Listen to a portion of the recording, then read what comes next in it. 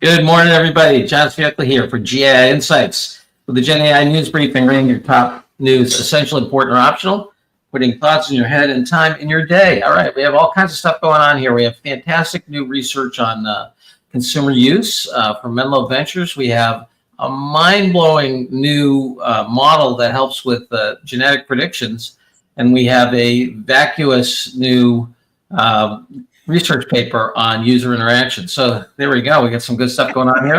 We're trying at the risk of leading the witness. At the risk of leading the witness, we have delighted to have Kevin Petrie on with us. Of course, Adam Rappaport, our tech wizard, Paul, and Anka Janda. All righty, let's have it. First one up here. Go ahead, John. The first one that we have for today comes from Google DeepMind, and it talks about Alpha Genome, AI for better understanding of the genome. Yes. No, sorry. Before I hand this over to you, Kevin, please remember two things. If you want to follow along, just go to GAI Insights /articles. It has the articles there that we post before the show. And then if you're watching on YouTube or if you're on LinkedIn, please remember to like and where you can subscribe. All right, Kevin, what's up with this one? Okay. So it's funny, when reading this one, I thought, based on prior calls we've had, John, I thought that you would find this fascinating. It is fascinating. It definitely got me out of my comfort zone, which is healthy for me. This is, I think, fascinating article. It's introducing a new unifying sequence model for DNA sequencing. The genome is what they call our cellular instruction manual. It's a complete set of DNA. It helps guide all living organisms.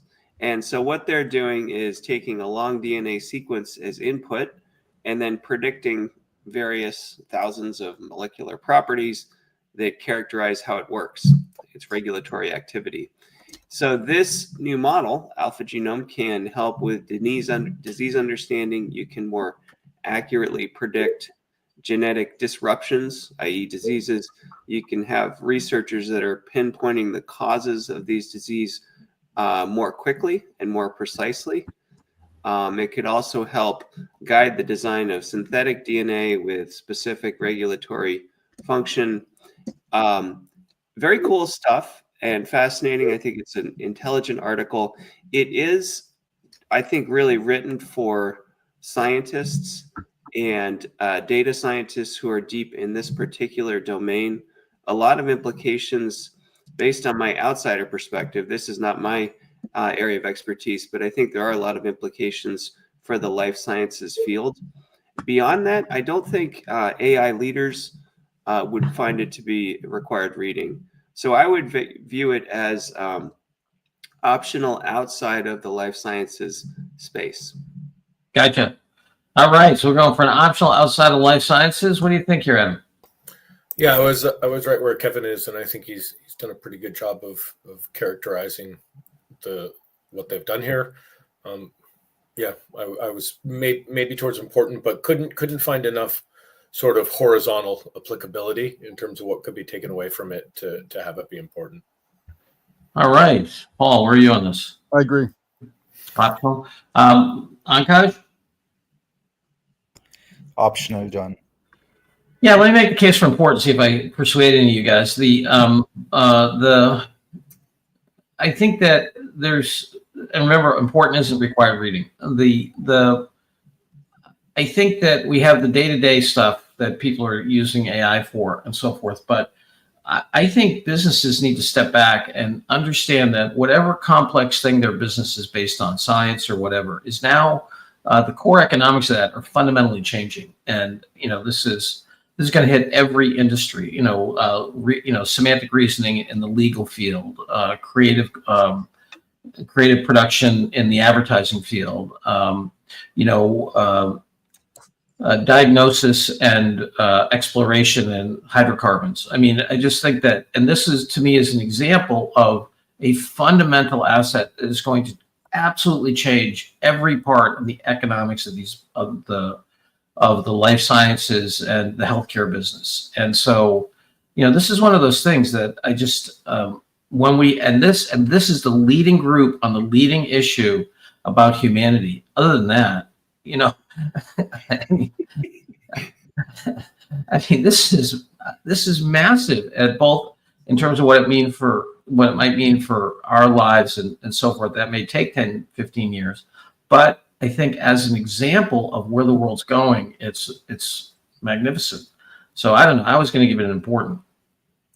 I don't know. John, I think if the article were written about the economic significance of how this is going to shift that industry, and talked about how that horizontally could be applied in other places, I would absolutely think that's important. But that's actually not what this article talks about. I know. As you make a brilliant point. Your point is important, yes. But this article is not. That's what I say. Important for John. I have more faith in the imagination of our audience. Okay. Well, you know what we could do? We could take it and feed it into ChatGPT and say, create a less technical, less scientific version of this that talks about the broader economic implications. We're not going to address it today, but that's a great idea, Kevin. Imagine having our news ratings. It's like, okay, and then check it out with this prompt, right? The article's optional, but this ChatGPT analysis is essential. There you go. Yeah, well, all right. Optional is next. Okay, the next one comes from Menlo Ventures, and they discuss the state of consumer AI. All right, this one was mine. I'm going totally essential on this one. This is a beautiful study that looks at what people are using AI for. There's a great analysis in here about usage versus paid usage, and only 3%, even with the $16 billion in revenue flowing, that's only a 3% conversion of usage into paid usage, which I think is a really cool measure. It goes into who's using it. As a baby boomer, we use it a lot, and then very interesting about they're predicting the shift from the majority of the spending being inside corporations to consumers catching up on this. You can see here who's using AI, right? So I think this is absolutely essential, whether you're a corporate leader or developer trying to sell into this market. And their predictions at the end, I think, are pretty cool. Akash, if you go all the way down to the 5 predictions at the end about voice being big, we've been saying that for some time. Verticals, really coming to bear. No, I keep going down, I think, or maybe it's above it. Anyways, it's the 5 predictions. Keep going. 6 predictions for consumer AI, all the way at the bottom. There you go. There we go. Thanks. Yeah, second wave, specialized tools. We've been saying the same thing. Assisted automation, we've been saying the same thing. Single multiplayer, that's interesting. We haven't been talking about that, but I think that's true. The social aspect of this. Voice takes off. Physical AI will enter the home. I'm a little more skeptical, but than they are. But and then revenue models diversify beyond subscription. So we're totally in alignment with 4 of those, and I think the other 2 are very interesting, especially the social aspect. So absolutely essential, in my opinion.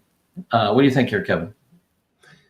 I agree. It's a great, maybe a surprising view of how quickly mainstream non-techie consumer segments are using it. I was surprised at the number of baby boomers. 45%, I think, was the number. My mom surprised me by saying she asked ChatGPT to help her write a letter about a dispute with a neighbor in Western Colorado. There are just ways in which people that you would not expect to be using this stuff are already doing it, which creates a lot of economic opportunity. Awesome. We have facts. What a cool idea, Adam. Yeah, I was more in the important camp. I thought it had some good information in it. I'm not sure so much as our AI leader is trying to figure out how they actually realize ROI and adoption within their own organization, how much this is really going to impact their decision making or help them, for that matter. So I was hesitant to call it essential. It's also, I'm not sure about the sample size or how it's representative. They said 5,000 adults, but they have weights applied for education, gender, age, race, ethnicity, and region. And I guess in some ways that sort of made it less applicable for me in terms of any specific business leader understanding how it could impact their demographic or their market. So and then 5,000 doesn't seem like a large number to me for this, that you could take away a lot of significance from the findings, but might just be Friday night for me. But I was probably more important than essential. I think it's Friday night for you. If you do the crosstabs, unless it's a hugely skewed sample, 5,000 is a big sample, and you do Yeah, five. I think so too. Yeah, you. I mean, Kevin and I, been through, it's like that. That's a great sample. You can, you can imagine it being polluted through a communion sample. It's skewed, but no, I just. You're talking about 1.8 billion global users, and then you're making, claims about a finding from them based on 5,000 people in the That's US. stats, baby. That's what statistics is all about. Yeah, it's statistics, exactly. It's a bunch of statistics. I'm just not sure. All right. You hate statistics. All right. Yes, but this is as good as social science gets, pretty much. Anyway, Paul, where are you on this? Yeah, absolutely essential. I'm just delighted we're finally seeing more analysis on B2C versus B2B. I mean, they're very, very different markets. Yes. I think it's important if we channel a little bit of Tim. It's good stats in here for the AI leader who's trying to convince other skeptics in his organization this is moving. It's moving very quickly. So absolutely essential. Yeah, Ankash, where are you on this? Absolutely essential for me, John. All righty. All right. Sorry there, Adam. Essential it is late on a Friday in Australia. I don't blame you. Screw it. I will. The thing I don't know if it was A16Z that started this, but I do think it's interesting how some of the VCs are really going deep into content publicly. This used to. I know some VCs. This used to be work they would do privately for an advantage, and now I think it's a statement as to how competitive their market is, both in getting funds and getting companies that they're making this much more public. John, I agree. Not only that, this and Andreessen and some of the Bessemer stuff, it's good analysis as well as the Bain. I mean, people are doing some really good. This isn't a half-hour deep research. Yeah, I mean, it's the kind of thing that they might have done before, but they would keep it inside, as insight. But now they feel, I think, market pressure to make it public, to show their depth and commitment to a space or an understanding or whatever. All right. Misconfigured MCP servers. The all zero default setting leaves us all open. All right. What'd you think here, Adam? So let's talk about this. This is one of the first pieces I've seen around security, and I guess the security profile for MCP, the Model Context Protocol. And as much as it's taking off and as popular it is, I think at a minimum this is important. Maybe if your organization is already looking at implementing MCP in production, which I think is a very, very small percentage of organizations, then it may be essential. It's certainly something you'd want to make sure every CISO is across, particularly if they're looking at how they're going to be implementing MCP, or even if they're currently in pilot or proof of concept with MCP. But even that, I would suspect, is a fairly small number of organizations still, given how quickly this has come into adoption. But it's got some really great examples. They're all really smart things that if and when you are implementing MCP, you would definitely want to have this to refer back to. You're on mute, John. You come down important or essential? Important. All righty, important. We got an important going here, Kevs. What do you think? Yeah, I think important. I think that there's this core discipline of data governance, which most organizations get a C+ at, and then you get into models and complexity, risk, uncertainty increases. You get into agents, it goes up even more, and this is a good illustration of that. It's probably essential for a CISO, but I think overall it kind of reinforces patterns that we already know exist, which is as you have more elements and data sources and interdependencies, you have more security and governance risks. All righty. Going important on this, yes? Yes, for me, yes. Paul? Yeah, important. Just as a buffer to all the enthusiasm on the tech team for MCP, there are risks still in this this fledgling but important connective technology. Yeah. Ankash, where are you on this? Important, John. All right, important it is. Just Vivek's online is also agreeing important. So thank you. All right. There we go. Democracy rules. Next. Okay, the next one comes from Anthropic and talks about how people use Claude for support, advice, and companionship. Yeah, I was surprised at how few people ask emotional questions here. What, 2.5% or something? What do you think, Kevin? Very interesting. I think Anthropic deserves kudos for taking a close look at this. It does raise a lot of factors we need to consider, which is that as much as businesses want to provide, from a B2B context, they want to focus on business workflows, and from a B2C context, they want to focus on the specific service they're providing. A lot of organizations or a lot of users are going to branch out and start to engage in emotional conversations with AI. So it's a good look at what's happening. I tend to find articles like this challenging because OpenAI is probably the worst about it. These Gen AI models, these companies come out and say, hey, here's how people are using our stuff, a lot of risks here, good luck. So they don't have answers. I know it's a fast moving space, but I would kind of hope that the vendors would show a little more leadership about trying to guide these conversations in the right directions. Anthropic is saying, yeah, we're trying to guide them towards safety, but beyond that, it's the Wild West and do what you will with it. Overall, important, maybe not essential. All right, we got important here. What do you think, Adam? I was between optional and important.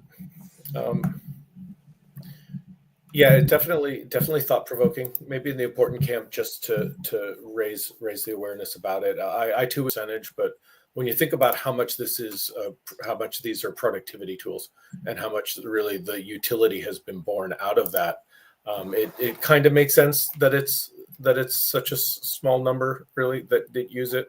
The one thing that did shake me a little is, and this is in sort of the statement from Anthropic at the beginning, they say, we want to avoid situations where AIs exploit users' emotions to increase engagement or revenue at the expense of human well-being. So it's not that they don't want AIs to exploit users' emotions, but they don't want to do it at the expense of the well-being, right? And it just there's something that's really important to understand, I think, underneath here, that probably has me keeping it at an important read. Okay, Paul, where are you on this? I think really important trend in emotional management for leaders, but this particular article I have is optional. I think that to Kevin's point, we need more specific actionable items on this. But I mean, it's clear as day that we're moving to emotional management for customer support, emotional management for people development, emotional management sales. But this isn't the article to spend time on. Interesting. Ram saying, hey, AI can be a thing here. I was more on the optional side as well. I thought it was, interesting, but it didn't do it for me in terms of practical implications. So I think we're going to go. Ankash, you okay with optional on this thing, or were you? Yes, John. Optional for me. I think Anthropic has published some great results for some other use cases before, and they had some really good takeaways, but this one falls short of it. So optional for me. All right, optional it is. Next.